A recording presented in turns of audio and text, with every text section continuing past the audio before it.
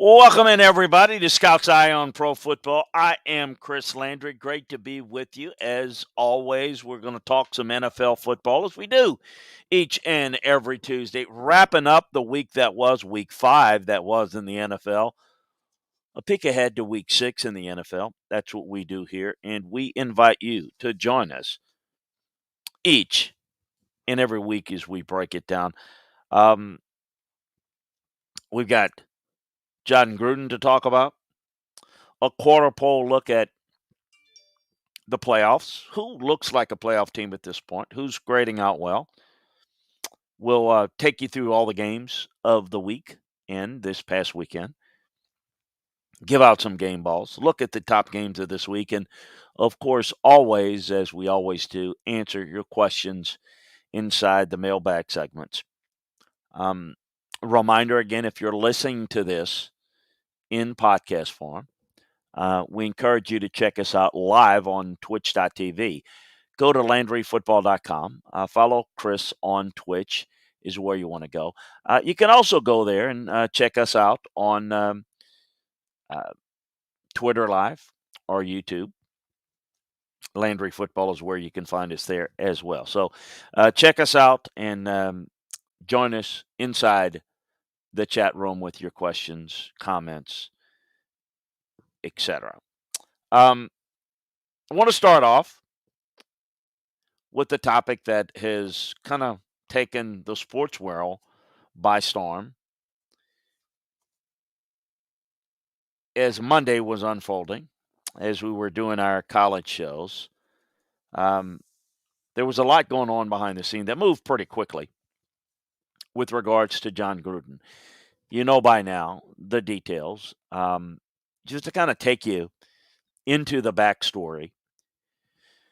With the recent problems with the Washington football team, formerly known as the Washington Redskins, there's been an NFL investigation that's undergone to several improprieties with that organization, with that ownership, things that have happened. So there has been a lot of investigation that includes looking through everything with a fine tune comb, such as emails. Bruce Allen, who is the son of George Allen, the late George Allen, former agent and former executive with the Raiders and then with the Buccaneers, with John Gruden, good friends, was running the Redskins at the time, Washington football team, as we now know them, as the president. And there was a lot of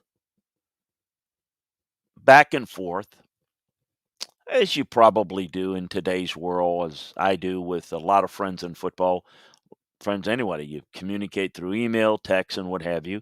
This was a series of texts over years between the two, and apparently, among others, that led to some very ugly emails, ugly wordings, ugly homophobic, racial, misogynistic tones in the email that was uncovered through the process. And again, as the league kind of uncovers it, one of the targets was the head of the Players Association, DeMar Smith, Roger Goodell, and a lot of people in the league office and a lot of how things were done. Well, this goes to show you there's a lot here.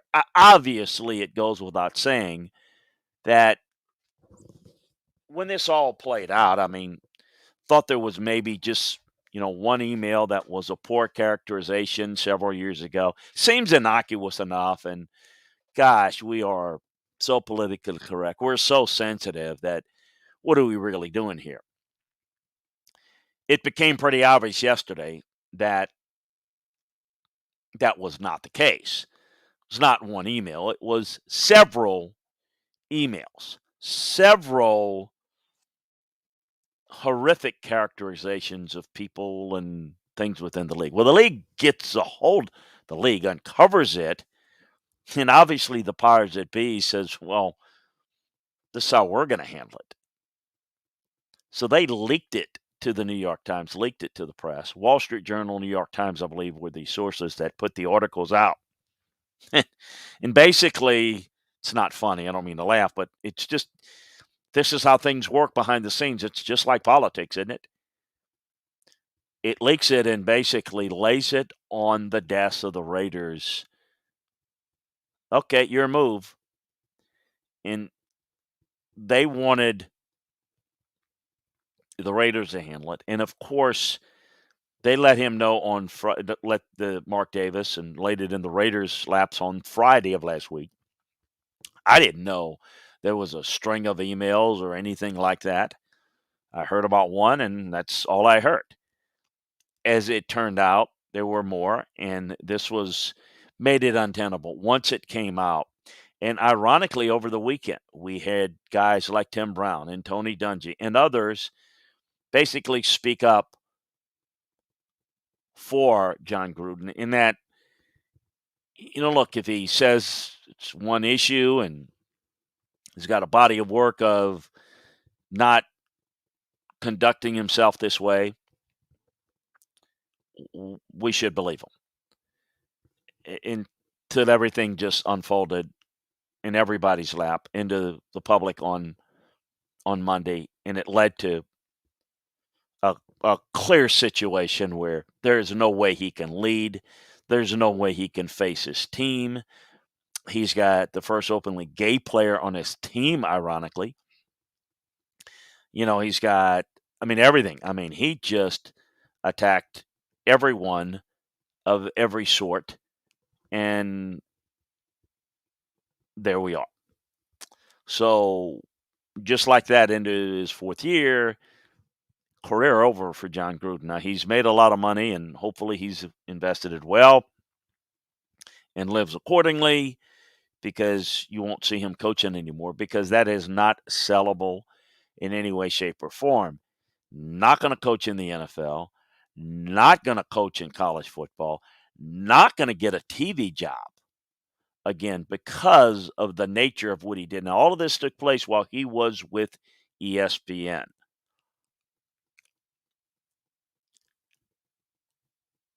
I've had a lot of dealings with John.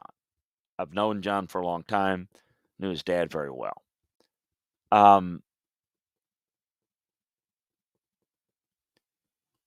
of the things that I've always felt with John was, and he's not the only person that I would say this about, because I think there's a lot of phony in John. My dealings with him was always, good and cordial, but I saw how he treated people. He was very much divisive behind the scenes, very much a phony, and quite frankly, not a very good person. So when this happened, when this uncovered, I again did not know there was all of this loaded gun material pointed right at him. I didn't know that. It didn't surprise me.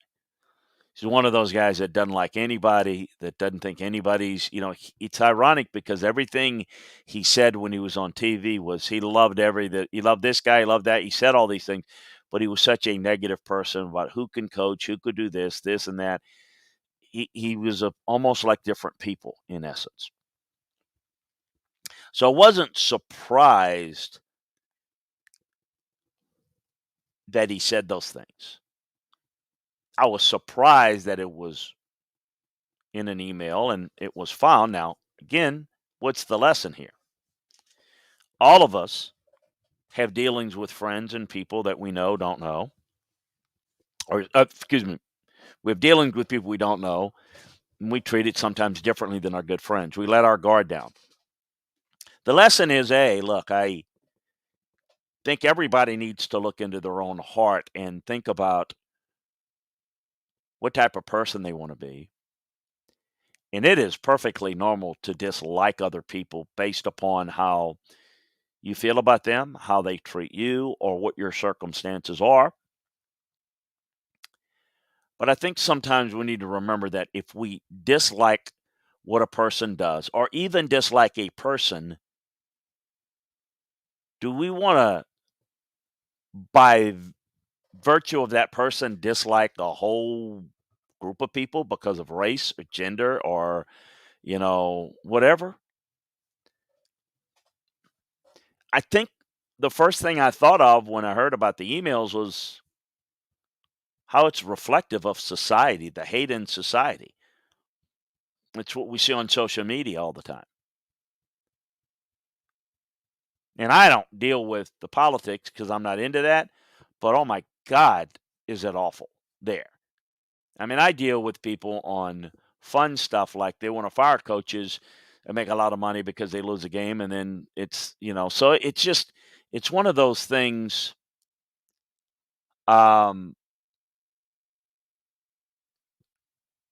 where I look at and say, just be careful. Maybe think about how you truly feel about the person versus do we want to slam a whole particular gender or race or anything because you don't like one person that fits that category? I don't think you do, even if you don't like a person. Yet, often people get criticized if they don't like something. They're accused of being racist because the person happens to be of a different race. That's not fair either. Don't necessarily judge. But I'm going to tell you something, piece of advice for anybody in any profession. There is no privacy anymore. Okay. If you're anywhere, you're subject to getting recorded, videoed by a phone because everybody's got them. If you put anything in a text or an email, you don't really know. You better be careful because it could ruin your career. Now, I'm going to say that even though what I said about John, there's a lot of people that have come in contact with in this league that just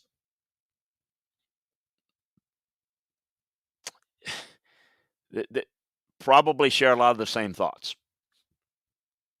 It is not the time in this society to be sharing that. It could cost you not your job, but your career, meaning you lose your job and there's no chance of getting hired in the future. It is just something that you really must be smart about. You really must be smart about. It is something that even that people took sides on politically last summer and the different movements of players and whatnot. It's a different world. I can't advise somebody what to think and what's in their heart, but I can tell you that if you have an opinion that is along a certain line, probably not a good idea that you share that with people. I would like to encourage folks to maybe be a little bit more open. And to me, sports is always was that for me. I grew up in the deep South, so there were kind of deep rooted thoughts, but sports got me to see things differently than maybe generations before my time. I saw people differently. I coached at a young age, so I see people, all people, that different, look different, sound different, from different places, and I think there's an innate beauty with that. I love that dealing with you folks and talking with you. Always want to know where you from, who do you like, what's your those things are really fun to me.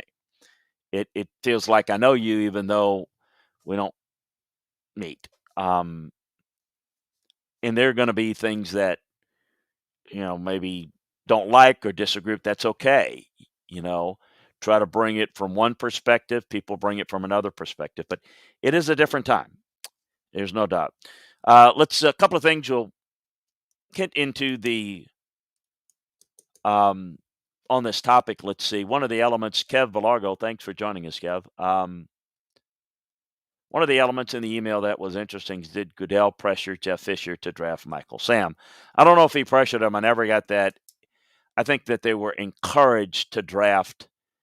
The number of people were. I do think there may have been something there. I don't know. I don't know. And Rich Coach says, is Bruce Allen not that much different from Gruden as a person? Not a whole lot. Bruce is not a football guy, but he was kind of a guy that when he worked with John, John kind of ran the show and Bruce kind of was his administrator. But yeah, there's no question. Here's the thing. I believe there are a lot of other emails that are going to be looked through and combed through, and I think there are going to be a lot of people that are very uncomfortable. A lot of people in the league, a lot of people everywhere are going to their IT person and saying, I need everything deleted. Because here's the thing is, and I'm the least technological person around, but there are ways to find those emails, right? I mean, up in the, what do they call it, the cloud, and you wrote it, you text it, you typed it out, you text it, you whatever. It's there. I think there are a lot of nervous people. I don't think John Gruden sits alone with kind of his viewpoints. Extreme, maybe overtly dumb, but remember, they didn't go out looking for John Gruden. This was trying to unearth issues that were with the Washington football team, and this is what they found. The coach of the Raiders. What else are they going to find? Don't know. I mean, there were things sharing, there was one of the issues that the Washington football team has been accused of is they would take their cheerleaders to, I don't know, Aruba or someplace fancy, and they would do these calendar shoots. And Dan Snyder was known to invite suite holders, people that buy suites at the stadium, over there, and he'd try to hook up the suites holders with the cheerleaders and say, "Why don't you go upstairs, get to know one another?" And all. And apparently there were photos taken of them, partially closed, in some cases not closed at all, and some of it was unknown, and a lot of that was shared through some of these emails. There's a lot more there. And just kind of, hey, look at this, kind of almost a fifth grade level type stuff between these two. And over a 7 or 8 year period, just tons of emails over time. I don't know, it makes you wonder, huh? If you're in corporate America, I guess the only thing is if it happens in a setting where it's just you and your boss, and you're not in the public eye, you might be able to get away with that. But if you do that and you attack, isn't it interesting that, and we don't know what's going to happen. Isn't it interesting? Nothing's really happened to the owner, Dan Snyder. And I'm not saying there's not. Maybe they'll find something and there'll be pressure to him. What was it? We had the Clippers owner that was caught in a, racially, and was basically forced to sell the team by the NBA Board of Governors. Could you have something like that with Dan Snyder? Will they find stuff like that? And could that be don't know. But it's kind of interesting that they chose to. I mean, they quickly found these emails.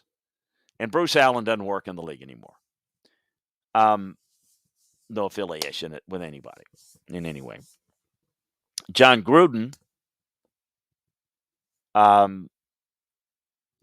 is caught.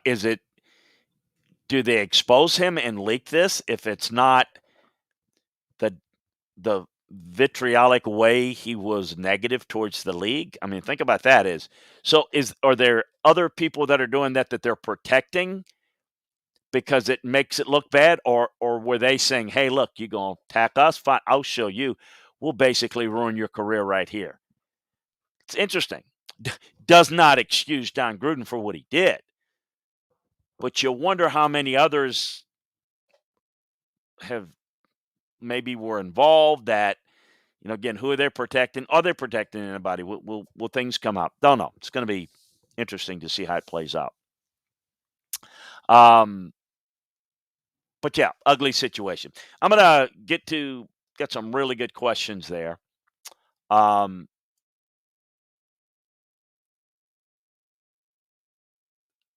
but see, something about Nola Jack asked about, since you had Swift one round ahead of Belair, how much do you think Andy Reid regrets going with it? Here's the thing about, and I'm going to get to that. That's a great question. I'm going to get to it because we're going to integrate it into some of the conversation. So, um, Nola Jack's got some good thoughts, and Tony as well, and Rich and Kev Belargo, talking about Rich Basacci. I know Rich real well. So let's get into some of the discussions, and we'll get to these questions and others in the mailbag segment, because maybe some will be answered and we'll get to it. So let's take a look around the NFL. And one of the things I want to talk about is um, just the overall quarter poll look. Folks, it is early. It is early. But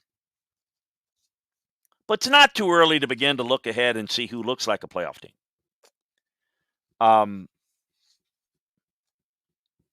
The Bills look really good. They're taking charge in the AFC. If you are a member of LandryFootball.com, and I hope you are, check out LandryFootball.com. Take advantage of what we have there, our membership, as we break down all the games, previews and reviews. I really thought it was backs against the wall for Kansas City. Look, they're not out of it. They still make the playoffs. They're 2-3 in my mind, but they've lost to the Chargers. So they're now, they're 2 games behind them, but with a loss against them in the division. And then you've got the loss to Buffalo now. And so it is not too early to start thinking about how that's going to have an effect in home field and how that could affect things down the road. And look, the Chiefs, not quite as good. The Bills are taking charge right now. Speaking of Chargers are playing really good ball right now. Those are the 2 best looking teams right now in the AFC. There is a devoid of playoff caliber teams in the AFC right now. Teams that are playing at a true playoff level. You do have the aforementioned Chargers and Bills. The Ravens with a big win on Monday night, a comeback win. Still think the Chiefs you certainly wouldn't want to count them out. I do think Cleveland can be a team. I think there's some limitations, but I think can be a playoff team. May have to go wild card, but I still think they're in range of the Ravens, of course. So I that's what I see. It's in the NFC. It's going to be hard to find 7 playoff caliber teams. It's going to be 7 playoff teams. I'm talking about 7 teams that grade as playoff caliber. I don't see them right now. We don't need to have it right now. And I know that we'll see teams progress and regress. It happens in the NFL just like I talk about in college all the time. But it's always good to take a look and kind of see where things are. It's going to be hard to find the 7 playoff teams in the NFC. In the AFC. In the NFC, I do like the way the Cardinals are playing. I like the way the Cowboys are playing. The Bucks are really good. I think the Packers are going to be in the mix. The Rams are good. And then I wouldn't count out Seattle and San Francisco, although quarterback injuries are going to curtail them. Imagine them with their healthy quarterbacks, or in the case of San Francisco, what they're able to do towards the end of the season with Trey Lance and Garoppolo. Garoppolo, by the way, is making good progress. Check that out in my notebook today, in the NFL notebook, making good progress as they go into their bye week. But there are a few more, maybe as many as 7 playoff teams, caliber playoff teams in the NFC right now. But we shall see. Again, how this plays out is always a lot of fun. Let's take a look at the team by team, game by game, and we'll give out some game balls. Want to go back and look at Buffalo, Kansas City, and I thought Buffalo was really impressive. They controlled this game, obviously in a delay with the weather, but really controlled this game. Had the answers the entire game. And one of the things that I'll integrate it now, it's Nola Jack brings out a point about, do you think Swift rated a whole round ahead of I think you meant Clyde Edwards-Helaire, um, and how much does Andy Reid regret going with him? I don't think he regrets it, because I think what he wanted in Clyde Edwards-Helaire was a back that fit their offense as a receiver. I mean, like, they knew what they were getting in Clyde Edwards-Helaire. They didn't want the feature back. They wanted the pass catching back that could run and be real effective as a receiving weapon to add to their multitude of weapons. So he's not disappointed. He doesn't regret it a lick. Now, you can make the argument that DeAndre Swift, being a downhill guy, can give them more in the run game, and they don't have that great power back. I don't think they've been the same since Kareem Hunt has left, as having that physical guy. So you could make the case that maybe they should have gone with a back like Swift, but that's not what Andy wanted, and still not what he wants. But it's a fair point, a good one. Josh Allen, Justin Herbert, they are making throws that are reminiscent of some of the things, a little bit different than the way Patrick Mahomes does it. But really, deep shots are unbelievable. They had 5 deep shots that really kind of were the driving force behind the Buffalo's 38 points. Really, really good performance. Allen was the Bills' only successful ball carrier. Moss and Singletary didn't do a whole lot. Dawson Knox was outstanding, wasn't he? What big-time player he's become for him. Stephon Diggs only caught 2 passes, but they were important third down receptions. I thought the offensive line played very well against the Chiefs, who were without Chris Jones. Jerry Hughes was outstanding in the game. How about Gregory Rousseau? The edge rusher from Miami did a really nice job. Thought Tremaine Edmonds was a liability against the run. When the Chiefs' running game was nothing great, the Bills' linebacker was kind of caught out of position quite a bit. For Kansas City, everything's out of sync with this offense a little bit, including Mahomes. Not much there from a clean pocket. Didn't get a whole lot done. Just pure and simple. Right now, the Bills look like a better team. And the Chiefs are going to have to get better, likely appreciably better, if they're going to get a go of it. To Nola Jack's point, he was talking about Clyde Edwards-Helaire. He, again, had a rough night. And it looks like a serious knee injury. Now, when healthy, he's been able to fit what they want. But, again, they don't have that weapon now. And, again, taking Swift from Helaire or style players that they wanted a certain type, and I say that all the time, don't I, during draft time? Understand that there are different styles of what people are looking for. I may have looked for something a little bit different for them. They didn't. Tyreek Hill only saw 14 targets. Travis Kelce had to play him more in line most of the game. The offensive line was challenged an awful lot in this game. The defensive line with the Chiefs struggled. The young linebackers, I thought, played pretty well. I thought Hitchens struggled. So overall, very, very good performance by Buffalo. The Cowboys still are getting it done. Good running attack, vertical passing game that was really good, opportunistic defense. Look, I get it. The division of the NFC East is still not good. But the Cowboys right now are playing like clearly the best team. Better than the Giants, better than the Eagles, better than Washington. And if you look at them, they're better than really anybody that they've played to this point. Um, Tampa was a close game, and the Chargers, look, they've beaten Philly, Carolina, and the Giants. That's pretty good teams. I mean, that's a nice 3 wins. I know Carolina was beat up, but the Chargers victory, although I thought that was kind of a couple of calls down the road, and then they played the Bucs well. They played well. I mean, can't look at in this league and say, well, somebody it's who you play. Denver is a lot of their byproduct of they won games that they should have won, and they're not playing as good against better teams. Dallas has played well against everybody. Played well against Tampa. They played well and beat the Chargers.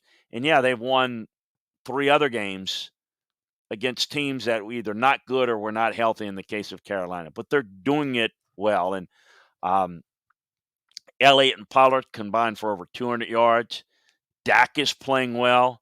Amari Cooper's doing a good job. I thought Tyron Smith led the offensive line play. I thought Randy Gregory led their play on the defensive line. Michael Parsons is a big-time, player for them. Trevon Diggs in the secondary, big-time playmaker there. It's a good football team. Giants, Daniel Jones exited with a concussion. Saquon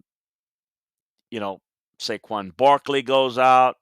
You have some tough issues. Now, Kadarius Toney's getting more after catch yardage than anybody in the league, but there's not enough there. The offensive line of the Giants still struggling. There were no match for the Giants up front. Thought defensively, Leonard Williams did a solid job. Ragland was okay. Adoree Jackson was okay in the back end, but this looked like a mismatch, and it was. The Chargers-Browns, I'm sure a lot of you saw the game. It was the NFL Sunday version of what we saw with, say, Arkansas and Ole Miss, or maybe even the Red River Shootout game. Defenses had a rough game.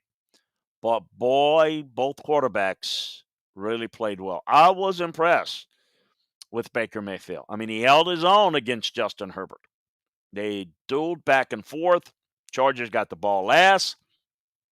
Austin Eckler scored late for the Chargers. Browns offense moved the football very, very effectively. Really couldn't stop them. Justin Herbert matched it.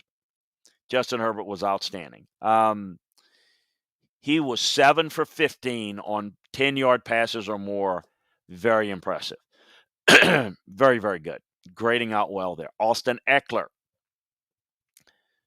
not only getting explosive plays, but getting it done in the red zone. He did fumble towards the end of the first half, but boy, he's played well. Mike Williams was the focal point of the passing attack. Keenan Allen is an outstanding, player. I've said it before. The biggest difference with this Charger team, I said it last year. That was the team I thought, it was a surprise team. The team I kept coming up with all summer when people would ask, it was the Chargers. And it was really coming down to the offensive line play. And that is the difference. It's a good offensive line. And Slater's really helped them a lot. They contained the Browns' pass rush for most of the game. Slater faced off against Myles Garrett for most of the game. He allowed 4 pressures, 2 sacks. So, I mean, he had his moments. Garrett had his moments. But in the past, that's been where they would lose a lot of ground. I thought Joey Bosa he only created 2 pressures. He didn't have nearly as much success. The press rush wasn't there. A lot of it was the pace of the game. A lot of it was, you hear me preach this a lot, mainly in college, but it happens in the NFL, folks. When your offense is moving up down the field quickly and scoring fast, you're loving that as a fan. Okay, but here's what's happening. Your offense is going up and down the field. Your defense has to come right back on the field, and they don't have as much time to adjust. They don't have much time to rest. and get their legs under them again. And so they're going out there quickly. So even when you score quickly, when you score that quickly and your defense is back out on the field, they have less of a chance to be as effective. And that's what this game came to be. Defenses had no real chance once it got into that pace. Tranquill and White played pretty well. I thought Asante Samuel was picked on throughout the entire game. Derwin James, pretty good. For the Browns, look, they focused on running the football, and they ran it. They ran it well. It was the focal point of their offense. It's what makes them go, and it's what made them go in this game. But when they needed plays in this game in particular, Baker Mayfield moved the football effectively. He's 23 of 32, 305 yards, 2 touchdowns, worked the receivers, and it was a lot of yards after the catch. It's okay. Didn't sling it all down the field.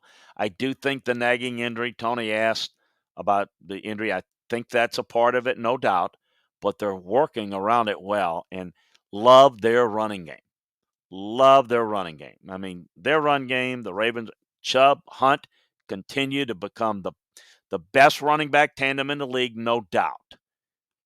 Chubb ran for 161 yards and a touchdown, and 144 of those 161 came after contact. Chubb had 4 explosive plays.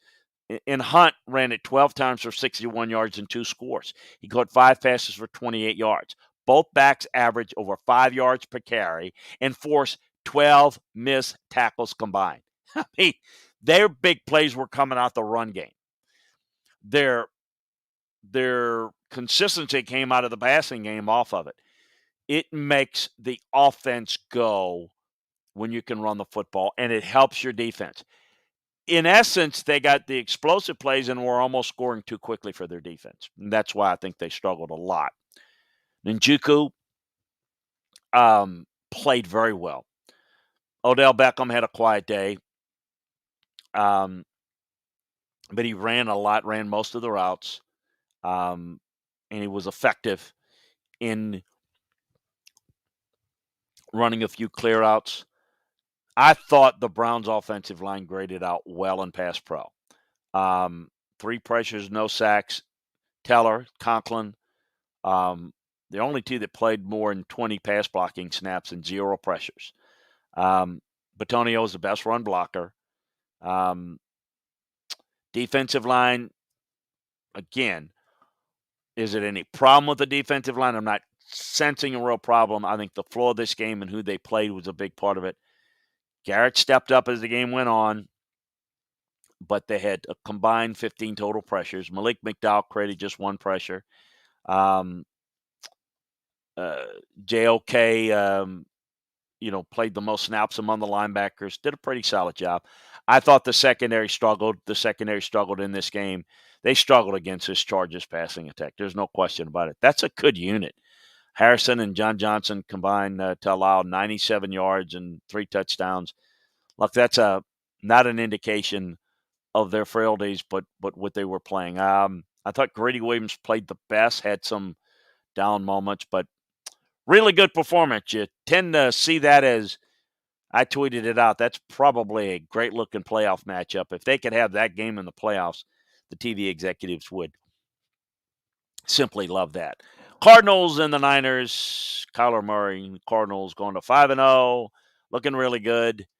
Murray's playing well. They're getting the football down the field. The defense is playing well. Now, they contained San Francisco all afternoon. San Francisco didn't have a lot to give them offensively without a passing game. The Cardinals are not getting a ton out of the run game at all. They're getting it done with a quarterback, some big plays in the passing game. D-Hop is the alpha dog guy. The offensive line was mediocre. It was solid in pass protection. I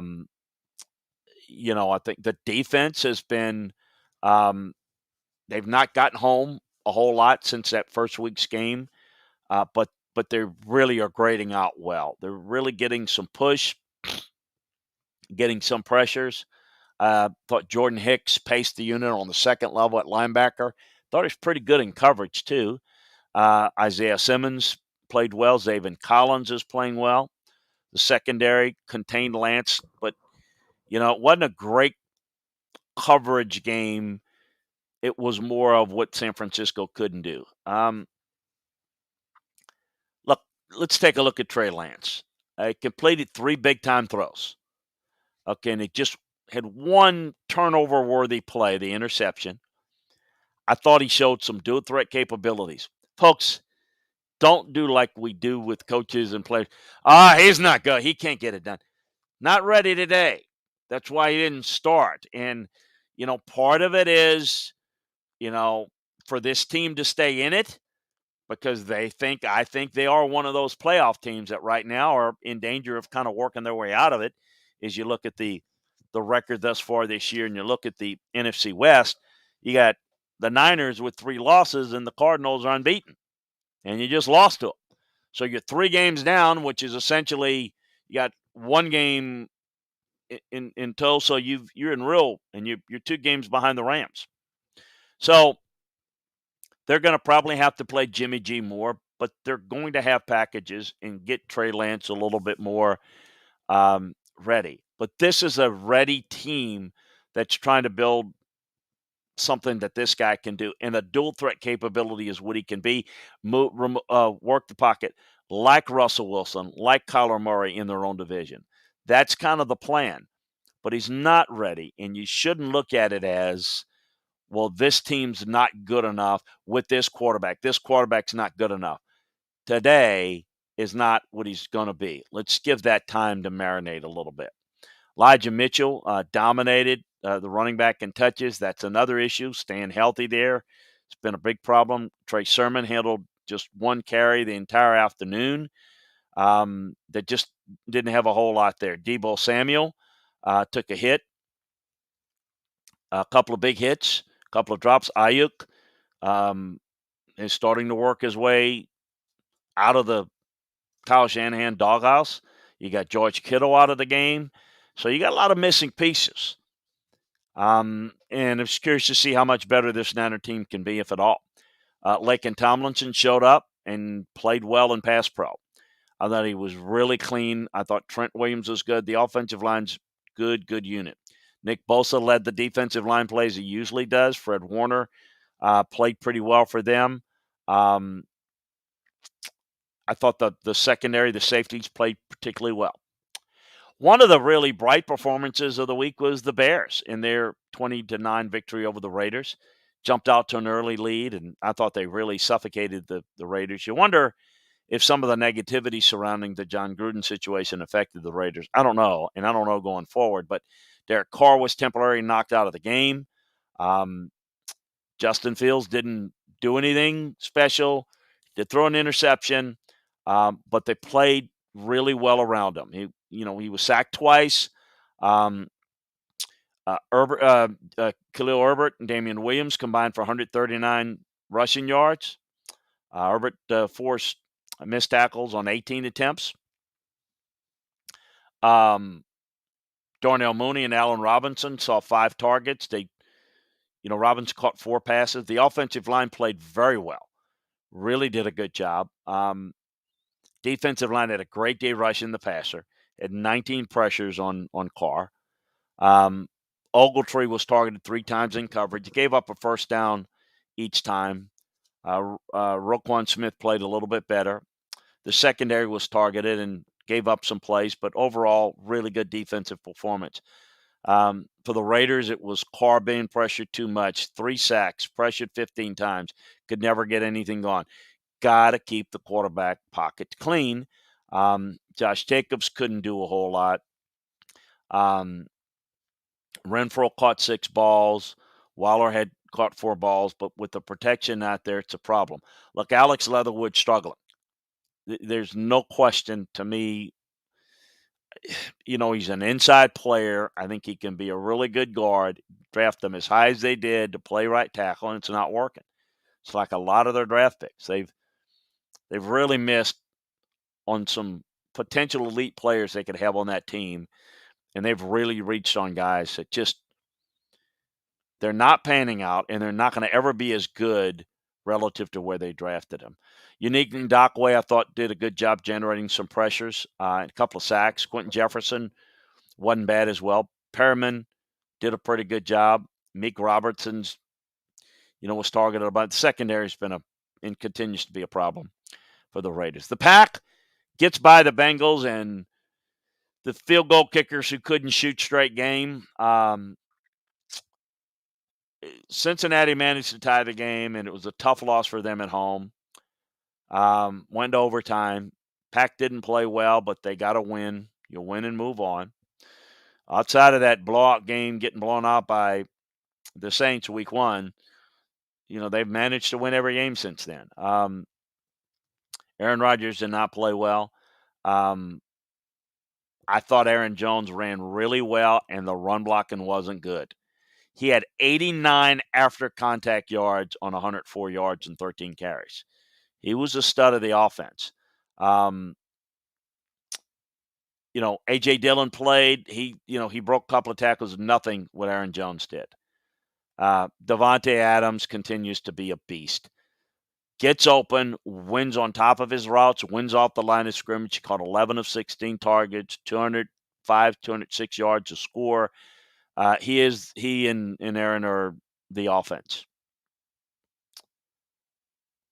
Lots of injuries on the offensive line. They struggled in the run game. It wasn't off on pass protection. Of course, they can work around that a little bit better. But I thought they worked around the offensive line in this game. Preston Smith, Kenny Clark, and Rashawn Gary stood out in run defense. Devondre Campbell played very well, very aggressive all over the field. Joe Burrow was outstanding for the Bengals. Just in a clean pocket, just outstanding. Big-time throws, no turnovers, 22 of 27, just outstanding. When he was under pressure, that's when the bad throws come. Clean pocket, clean quarterback, clean performance. Joe Mixon entered the game banged up. Jamar Chase was outstanding. It's just been explosive play after explosive play. It's worked out very well for them. The offensive line had a pretty good showing as well. The defensive line really struggled to create pressure on Rodgers. That's tough to do, but they didn't do a whole lot there. Not a real good day by the linebacking core. Linebackers allowed too much in pass protection. Awuzie was targeted a whole bunch. I thought he held his own. Tennessee gets by Jacksonville. So, an easy win, a comfortable win. Ryan Tannehill didn't have to do much. He did take 3 sacks in the game. Derrick Henry's the workhorse guy. It was not much in the passing game. A.J. Brown, Anthony Firkser, Marcus Johnson. Of course, Julio hadn't been around. You got to take his pulse. Falcons fans know that. Offensive line, solid performance in the run game. Pass protection was very poor. I thought Harold Landry and Jeffrey Simmons were really solid in pass pro. The linebackers had a rough outing. Secondary had their moments but struggled. Trevor Lawrence did a good job taking care of the football. James Robinson turned in his best rushing performance. It was Laviska Shenault, a big-time play, and he forced some missed tackles. Dan Odell did a really good job. It was a solid overall performance by the offensive line of the Jags. I thought Malcolm Brown and Adam Gostis struggled in the run game. Miles Jack played very well. Shaq Griffin held his own. Folks, you want to get a detailed breakdown of how everybody did, we got it for you at LandryFootball.com. The complete player-by-player, unit-by-unit breakdown. We got much more detail for you there. So that's why we always encourage you to get there. The Saints got it done against Washington. Winston threw 4 touchdown passes, had the second half, the halftime Hail Mary, and they were able to win the game. It looks a little bit better for Winston statistically, but at 4 touchdowns, had 1 interception. He took 2 sacks. Wasn't a great performance. Up and down for him. He was 4 for 14 going down 10 yards or more. They've got to do a better job of working the high percentage passing game. The running game has to get better. Kamara had 49 of his 71 yards after contact. They've got to become a better in that regard. Callaway had the big first half, end of the first half, Hail Mary touchdown, caught another 3 for 36 yards, was fairly productive. Need to get some other receivers to step up. Look, they're going to get some healthy guys back. Probably let one get away that they're going to regret against the Giants as they make a run for the playoffs. If they can stay in the playoffs, a game like that's going to be one that they're going to be kicking themselves in the rear, because I think this team could get better, but the challenges in and out of the division are going to be greater, and they're going to rule the day they let the Giants off the hook there. Pass protection was really poor. Throckmorton, Pete, Ramczyk allowed 4 pressures apiece. Winston was under pressure, and does hold the ball a little longer. And you're trying to go deeper. So you're going to get less effectiveness out of pass pro because the ball doesn't come out as quick. It's trying to go more deep shots. Hurst and Ruiz were the only Saints who actually did a decent job in this game. Look, I mean, the defensive line didn't get tested a whole lot against the run. Granderson was pretty good. The linebackers, Davis and Werner really played well. Pete Werner's played very well, the rookie from Ohio State. And Demario Davis is just a absolute stud. Marcus Lattimore, again, is great in coverage. He's just been a really, really good player. Heineke is on a roller coaster in Washington. They're not going to be good enough or consistent enough at the quarterback position. Antonio Gibson was inconsistent there. Receivers couldn't get open against the aforementioned Lattimore in the secondary enough. I thought Sam Cosmi played pretty well before going down with an injury, so that's a positive. The defensive line had a field day against New Orleans. I think it was somebody was asking me last week about what's happened to the Redskins defensive line. They showed up, and they showed out. Now, again,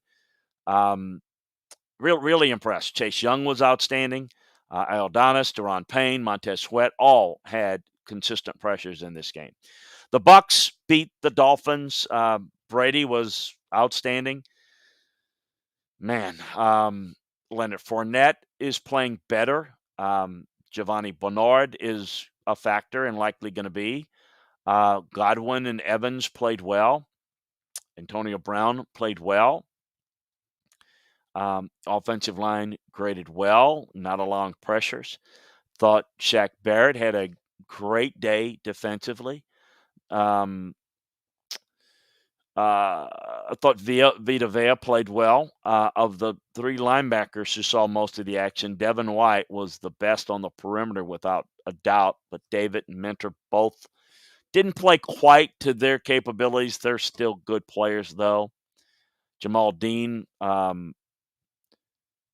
did a good job picking off Brissett, making a couple of plays. Look, this is not the same team. This is not this Dolphins team. Jacoby Brissett is a guy the more you play, the more you're going to be limited. The problem is he's not real functional moving out of the pocket, and I don't think they're going to have enough success in the passing game to be successful, and we're starting to see that. They're not real dominant in the run game, so there's not real answers offensively. The receiver room's, fairly good, but not real productive to this point. The offensive line's still struggling. Out of 47 pass protections, they allowed 5. Out of the starting 5, they allowed 14 pressures out of the starting 5. Really poor performance. I thought Christian Wilkins played well on the defensive line. Nobody else really did. I thought Duke Riley played fairly well at linebacker. Not a whole lot there. Minnesota gets a win over Detroit. It looked like it was a tough, grinded out win that looks like it was going to be a win for the Lions. But again, they get beat once again. The Ravens did it with the record-setting field goal, and then the Vikings. You feel for the Lions because they're close, they're competing, and that could be a couple of wins, but that's the difference. It's one thing to close the gap to where you can compete. You've got to get over that hump, and they're not there yet. Vikings are not a great team. The Kirk Cousins dropped back 34 times. They leaned on the ground game as they should. Were effective enough to keep it in play. Thought the offensive line with the run focus was able to do a decent job protecting Cousins, who's just sacked once. Everson Griffin did a really good job on Penei Sewell. Penei Sewell's graded out well for the Lions thus far this year, not this past week. Eric Kendricks played pretty well. Breeland played pretty well. Goff is look limited, but they're working it really well. The Jamal Williams, DeAndre Swift, that Nola Jack asked about that's what they want to do. That's what they have to do with their quarterback, and it makes a lot of sense. And I think they're doing it well, but they've got to be able to finish.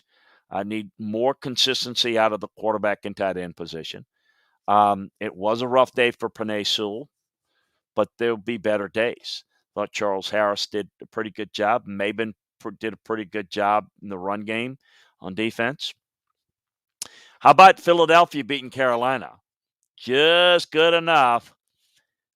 Carolina would be one of those teams we'd kind of be putting into that category. And I still think when fully healthy, they might be playoff caliber. But that they're now 3-2. Is we'd be looking at them as a 4-1 team right now if they had taken care of business against Philly, which clearly looked like was going to happen, and they weren't able to do it. But Hurts was just good enough, nothing special. The run game struggled to get anything going until late in the game. In the passing game, Sanders and Gainwell did a pretty good job. Devontae Smith is playing very well for the Eagles, making some big-time plays. Goddard and Ertz have done a really good job. Dillard was the only offensive lineman with a pretty productive grade. I thought it was a bounce-back week for the defensive line, and I thought that's where this game was kind of controlled.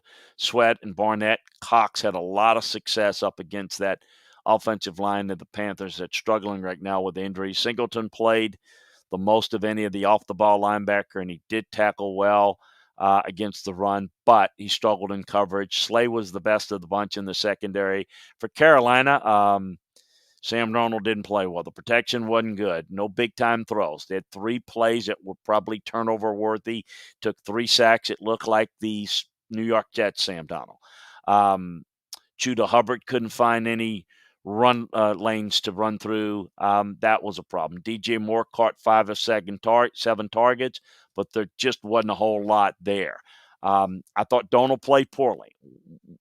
Why? I think a large part on him. I thought Christensen and Moton were adequate in pass protection, but, the interior wasn't quite as good. Derek Brown, by the way, is starting to play pretty well on the defensive side. Brian Burns and Hassan Reddick are really pressuring very well. Jermaine Carter and Julian Stanford are playing well as off-ball linebackers. So, we'll see where the Panthers can get healthy, where things go there. Eagles are, going to have to live with defense, better play up front, and have to play around the quarterback. The Patriots, is there an ugly win? I don't know if there's an ugly win. They got one against the Texans. I thought Mac Jones was functional. He had an interception. He was forcing the ball down the field more in this game. There were some dangerous passes.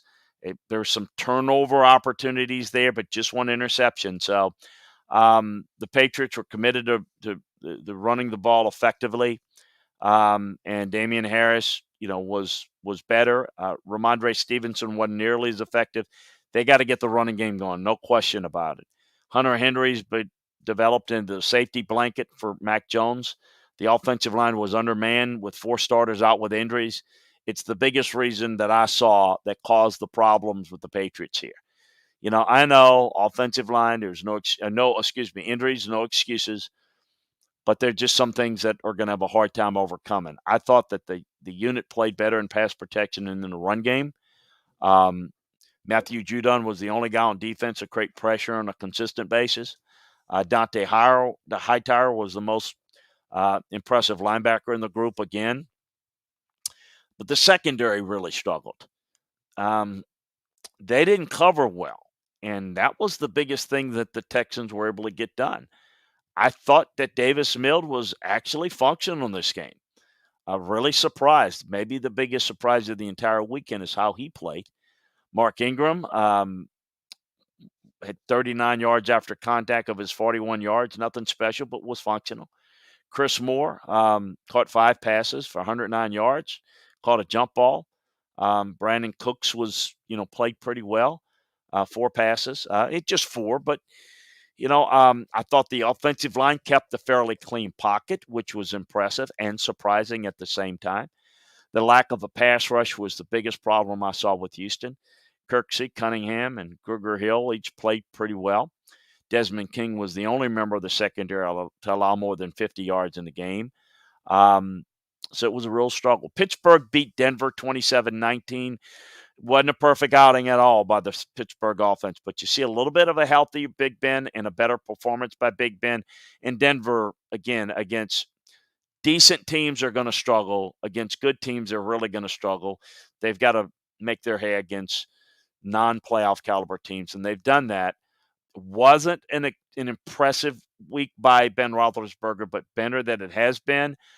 He pushed the ball downfield, 2 for 5, throwing it 20 yards or more, but it made they had a couple of those that were drops, and I think it really helped things out. It allowed the running game to breathe. Najee Harris tallied 185 yards across his first 4 starts, but he racked up 122 and 23 carries against Denver.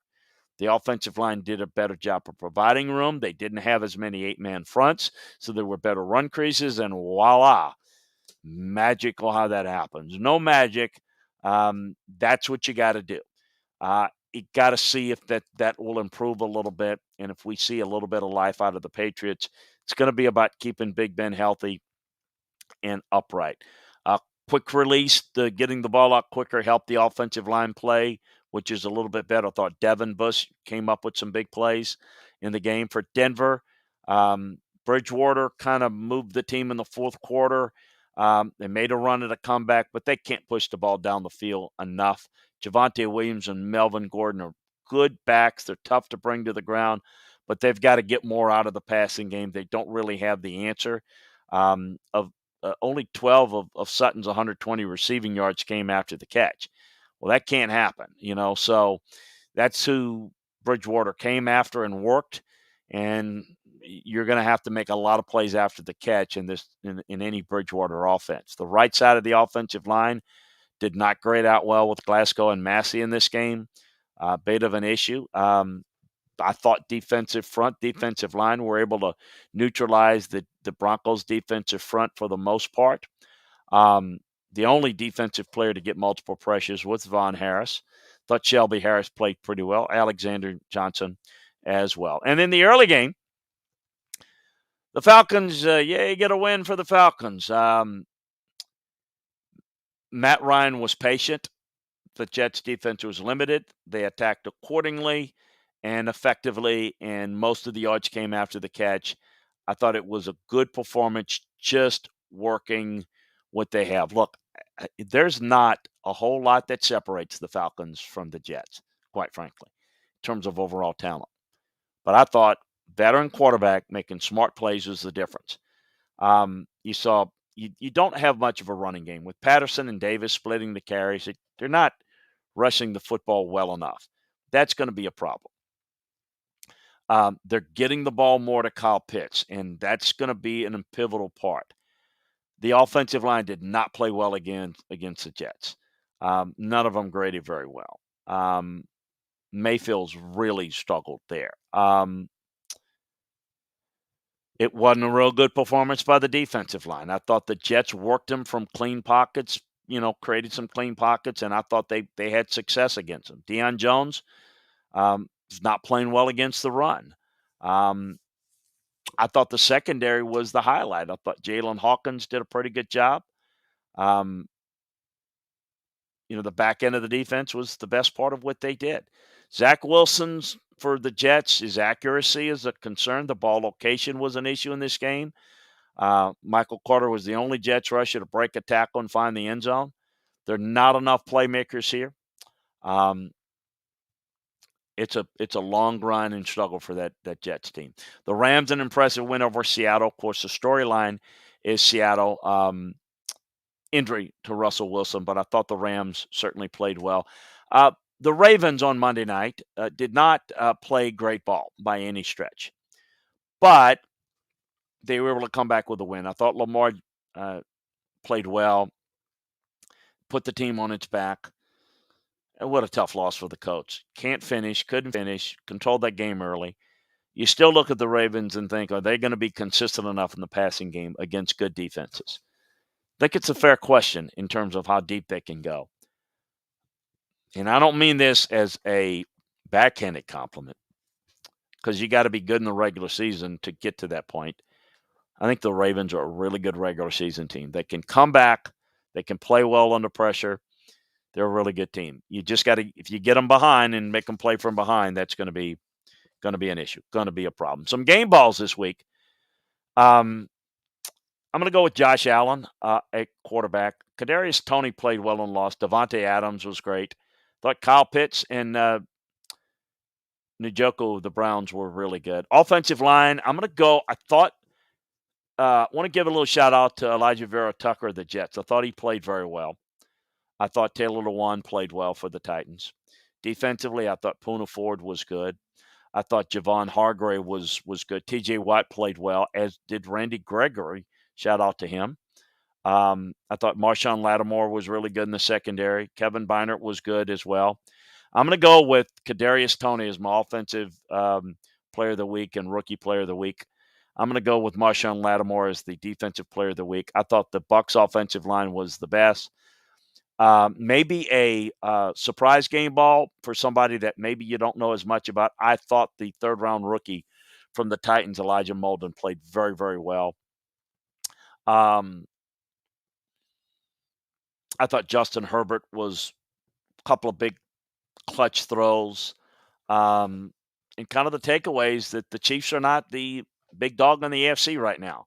They're playing chase. You're going to figure out how things are going. The cream is starting to rise in the NFC.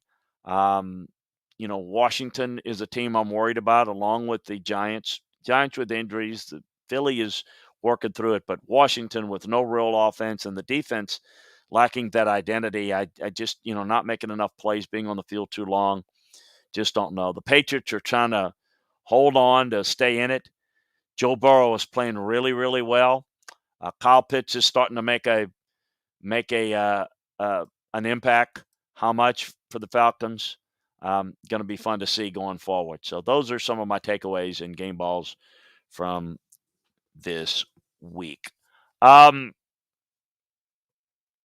Let's get to your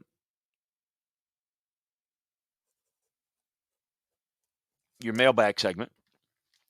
Get to making some notes there for the folks that are going to have to produce the. We talked about Swift and Clyde Edwards-Helaire.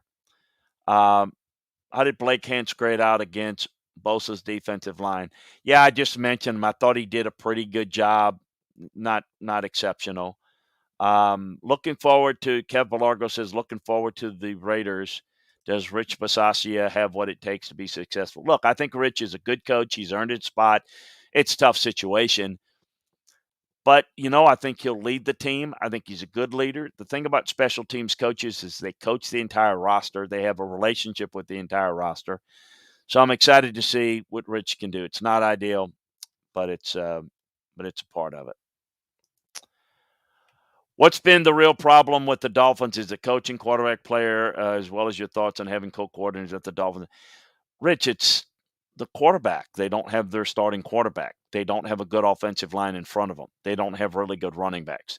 It's personnel. The coaching, we've seen them coach really well. They've coached around their talent. That's the issue with them right now. Your opinion of Mills with the Texans? Well, as I mentioned, Nola Jack played very well last week. Is he a consistent starting quarterback in the league? I don't think so. What are your thoughts of Bill Callahan as an offensive line coach? Tony, Bill Callahan is one of the better offensive line coaches we've had for a long time in this league, and he's one of the best teachers of the run game. If you go back and study, one of our friends that joined us, I noticed he hadn't joined us this week, but our buddy Rock from Wisconsin, um, is big Wisconsin fan. The real start of that offensive line, teaching of that offensive line, was Bill Callahan. Did a really good job with that group, and he's just everywhere he's been in the NFL has done a great job there. He's most noted for interim coach for the Raiders, and they lost the Super Bowl, and then he was coach at Nebraska, and that didn't work out. Got to separate things like that.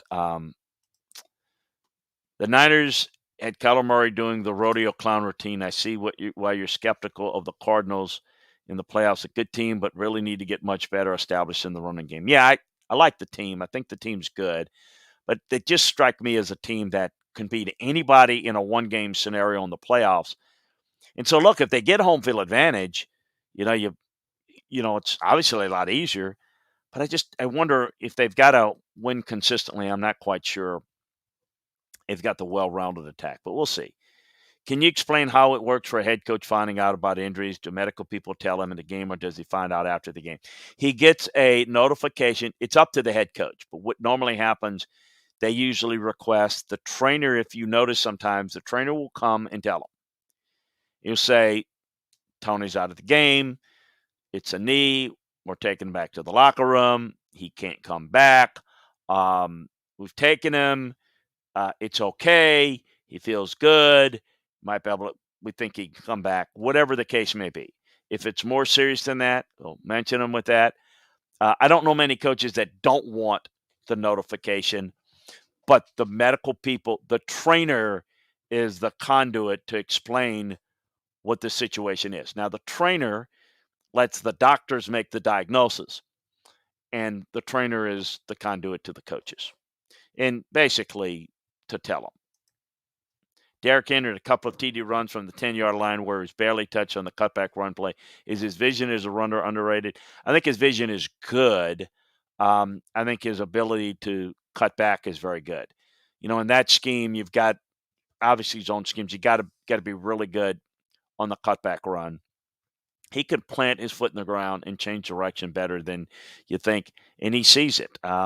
Look, people think the running back position is, well, you don't need to learn anything, you just need to run. You understand fronts, you understand blocking schemes. You can anticipate based on the flow where it might be best to take the cut. Your thoughts on Stump Mitchell as a running back coach? Stump has been around a long time. I think he does a solid job. Carolina found the needle in the haystack way of losing that game. They must have had 5 times to put that game completely away. They did. And, to me, it's the inability to be able to finish games like that. And I know you got some injuries, you got some inability to finish, certain skill positions missing. I mean, there's a lot of things. Yeah, it's why you lose games like that. When you go back and look at it, there are a handful of plays that usually make a difference in most games. Do you think Michael Ford could do a little bit better job of having the offense start faster? Yeah, you think, but you got to. The thing about starting faster, I mean, you can have plays that you think are going to work, but a lot of it is you got to block it up well. And you got to have the right look. I think sometimes, it's fine to have a game plan to go in of, hey, this is what we want to run early. But a lot of what you don't want to do is get into negative plays early, and you want to have a little bit of a feel. Then you begin to attack a little bit more once you have a better feel. But the biggest thing is you got to come off strong up front. You've got to really have an opportunity. Play calling is something that you're going to only be as aggressive as what you feel comfortable that your team can handle. And I think that's the biggest thing that we've got going on now with them. So that's kind of how I see it anyway.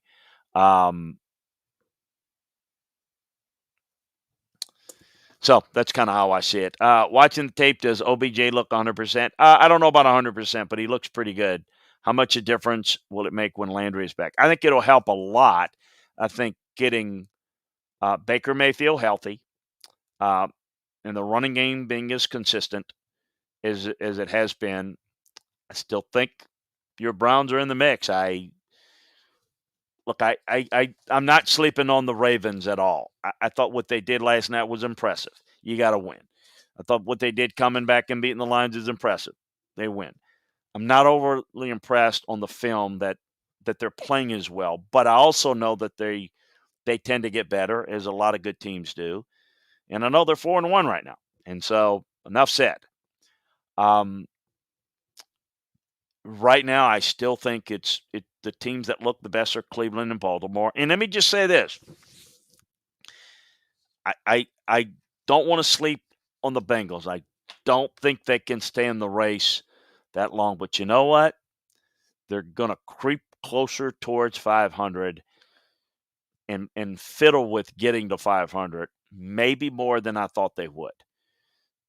Don't know that that's a 5 or 6 win team. They might be able to get to 7 or 8. So that might be challenging too. So we'll see. Hey, folks, a couple of things. Thanks again for joining us. Spread the word about LandryFootball.com if you would. Encourage folks to check out the football season sale there. So please do that. Check us out live on Twitch TV. Join us in the chat room, like Tony, like Kev, like Nola Jack, like Kev Belargo, like Rich Coates has joined us. We love having you. We appreciate it. We want to be able to keep doing this and obviously get this out to everybody. Sign up for Twitch.tv and sign up for the Landry Football Podcast channel if you would. That helps the algorithms of what we do. We really appreciate it. Tomorrow we're going to be back with a busy day. We've got we'll have for you a Texas A&M podcast. We won't be live on Twitch, but due to a conflict, but we'll have that up on LandryFootball.com. We'll have the Alabama